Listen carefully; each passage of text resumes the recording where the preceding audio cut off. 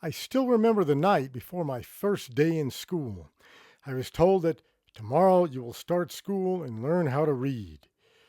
So I remember just sitting and looking at a card I'd got from the bank and thinking, wow, just think, tomorrow I will know how to read that.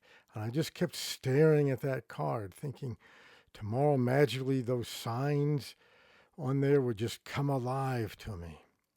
Well, on the next day, the teacher did start to teach us the alphabet.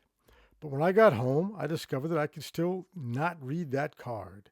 Then I realized that this journey of learning to read was not as easy as I thought it was going to be. I spent the next few years floundering in class, trying to read things like see spot run spot run, and so on. Okay, I'm Rabbi Dr. Eldon Clem, and if you like these videos, then please like and subscribe, and comment below because it helps the algorithms. Okay, I guess you can tell that I grew up in America in the 1960s because those were our graded readers in those days. And when the teacher divided the class into different reading groups in third grade, I was in the last group, the slowest readers. But for something like 3 months, we had a substitute teacher. And for some reason, I seemed to click with this teacher. She made reading fun. And she taught us to look around and read everything we see. She said, when you're in the car with your parents driving around, read the signs, read comic books, read everything you can find that interests you. Then start reading books that interest you. And so I started reading comic books. My dad started buying me comics from Maker's Corner Drugstore. And my cousins, Pat and Butch, started giving me their old comic books. My new parents bought me books, and I remember sitting for hours trying to decipher the covers. I started reading whole books. I even started reading the Encyclopedia Britannica that my new parents got me. And as a result, by the end of that school year, I was placed in the advanced reading group. As a reward, at the end of that school year, I got to lead the Pledge of Allegiance for the whole class. But I had come up from the worst reader in the class to the best.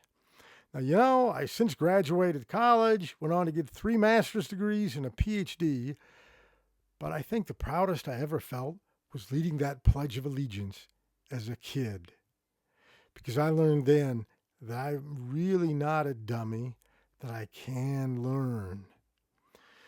And now, there are some things that I learned from that helped me go on and study foreign languages, especially ancient languages.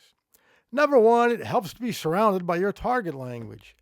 For example, if you are learning Hebrew and you come and study with us in Israel, even biblical Hebrew, and you're in Israel, you're surrounded with the language. You see signs all around. You go to the corner drugstore, you go to the restaurant, you go to the movies. Everywhere you go, you're surrounded by Hebrew.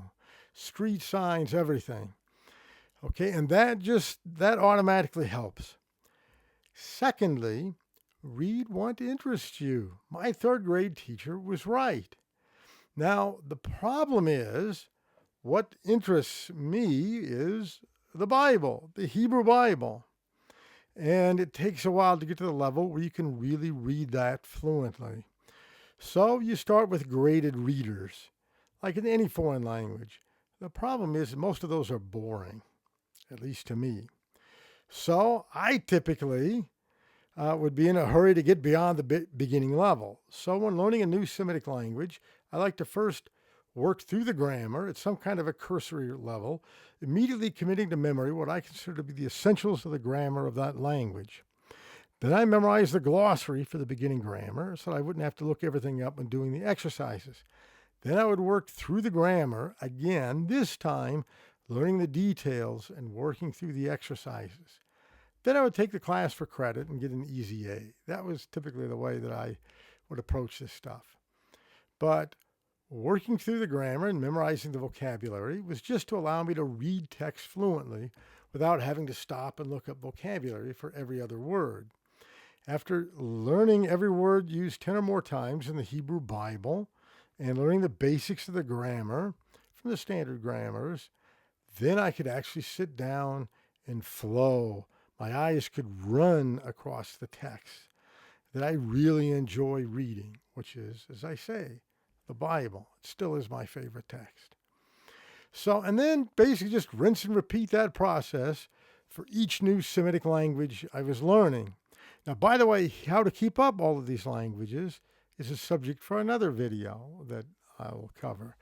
But if you really want to learn biblical Hebrew for an Orthodox rabbi and comparative Semitic scholar, I have the course just for you. I have courses for people who just want to understand how the Hebrew language works. And then they can go on and use the better commentaries and understand what is going on. That is my Hebrew mini course. But if you want to really learn biblical Hebrew so as to be able to pick up a Hebrew Bible and read at least the narratives without too much difficulty, then I teach Hebrew 1 and 2. If you have already taken a year of Hebrew somewhere, then you can jump into one of my classes like Hebrew Readings in the Former Prophets, where we work verse by verse through the text, answering questions, but most importantly, learning to ask the right questions. Now, all of this is available with a membership in ITSL, Institute for Torah and Semitic Languages. It's for $25 a month. Now, keep in mind, this is the same stuff I've been teaching at university for many years, and students pay thousands of dollars to take a for credit class on this. It's the same method I teach to them for $25 a month. You can sign up below for a 2-week free trial and decide if this is for you. Now, if you want to come and study Hebrew in Israel, and take a 3-week intensive course with me where you're surrounded by Hebrew, let's schedule a meeting to talk. And you can check out the link for that below as well. Thank you very much, and may Hashem richly bless your study of biblical Hebrew.